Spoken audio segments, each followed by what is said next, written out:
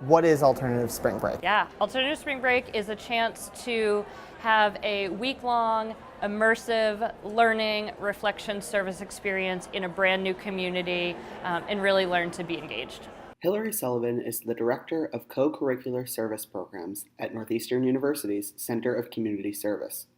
She is responsible for the Civic Engagement Program, CEP, Husky volunteer teams, as well as alternative spring breaks. The university began these spring trips in 2003. They currently offer numerous opportunities, some domestic and some international.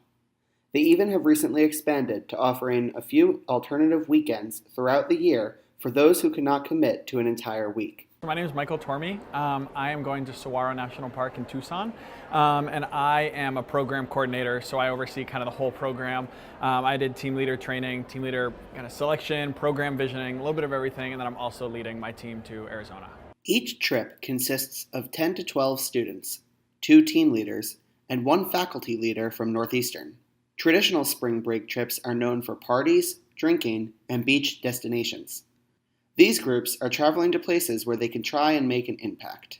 Really what it comes down to is people who want to do something different with spring break, people who want to serve and give back. I think another good thing that people people go on ASB for is to get to know a whole new group of people. You're spending a week unplugged with 10 to 12 other people, and that's really fun. I think alternative breaks in general are a program that many universities run as an opportunity for students to engage in service in places that are not, we do a lot of service here in the Boston community, but it's a chance to get out and experience doing service in a community that is not where somebody is from. Other schools in the Boston area, such as Wentworth, Boston University, and Emerson, all run alternative break programs of their own.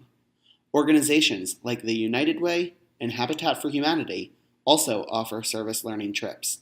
One of the appeals of the trip to me is the fact that I don't know what to expect. Ryan Harrigan is a 4th-year computer science music tech major.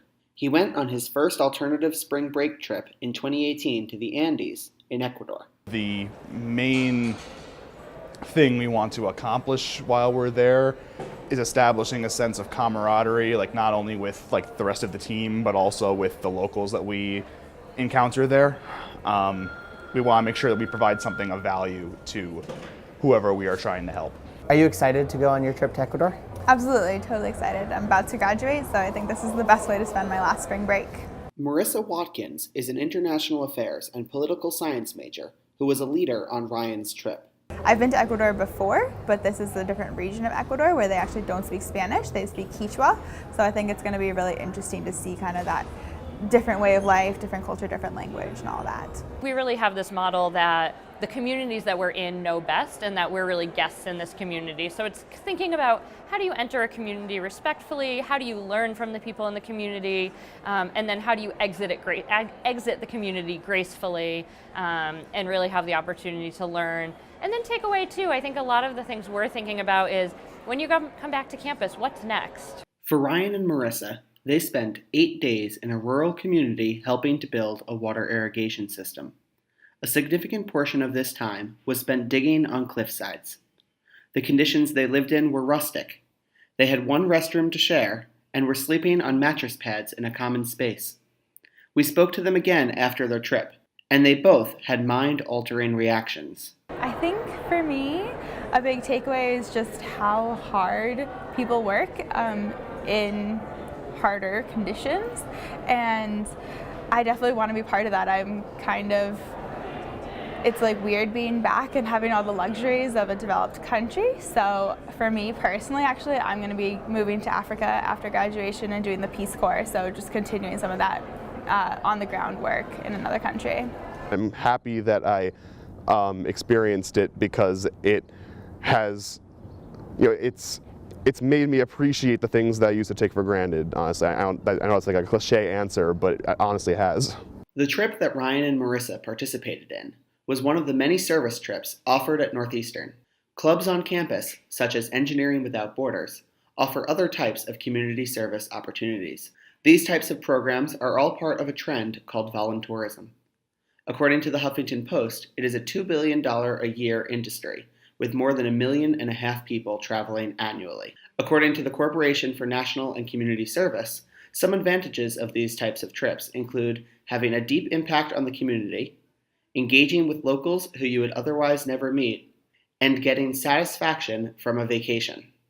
There was an eye-opening statement that one of the team members said, and it was sobering, because it was, we are not special, as in like, us, the team. Like the community will live on after us. They're not going to be dependent on us, and that is the goal. Honestly, we want to foster these connections, and we want to help them out. But we also want to give them something that won't disappear the instant that we leave. As Ryan explains, there are many benefits of voluntourism. However, the industry is also very controversial. Passport Health, a provider of travel medicine and immunizations, explains the downsides of voluntourism. The volunteer work that occurs on some trips may be inferior. For example, constructions might be poorly built by volunteers, and locals may need to rebuild as soon as the tourists leave. Another commonly discussed consequence is that the communities do not learn how to be self-sufficient and support themselves. Stephen Germanick, an employee of Active Travels in Boston, told us that the reason many people go on voluntourism trips is because they've had a life-altering experience through working in an orphanage, teaching in a school, helping in a health clinic, and that if you spend one day with people who earn less than $100 a year in income, you can't help but be humbled by their strength and pride. The voluntourism industry has its upsides and downsides, but students who participate in alternative spring breaks at Northeastern seem to fall in love with the opportunity. I would say definitely go, just like general advice for anyone, whether you've thought about it too seriously or not. Kind of just going into it with the most open mind possible, that you really have no idea what's going to happen on these trips. They're not like planned down to the minute or anything. Things come up last minute, and sometimes those are the best parts. For NUTV News, I'm Scott Adelberg. Thanks for watching.